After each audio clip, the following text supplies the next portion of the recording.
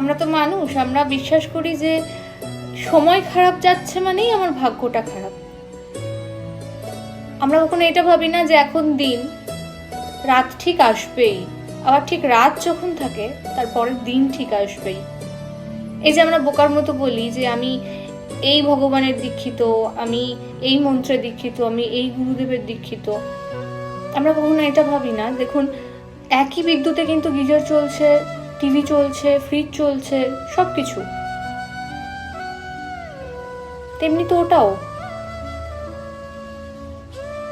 আপনার কাছ থেকে যদি আপনার ঘর, বাড়ি, গাড়ি সমস্ত কিছু নিয়ে যায়, তবুও আপনি যদি বিশ্বাস করেন যে ভগবান তো আমার, ঠিক আমার সঙ্গে ঠিকই হবে, আপনি যদি মনে প্রাণে আপনার প্রিয় দেবতা বা দেবীকে স্মরণ করে তার দ্বারস্থ হন, আপনার সঙ্গে যা কিছু হয়ে যাক না কেন, আপনি ঠিক সেই মনোবলটা পাবেন।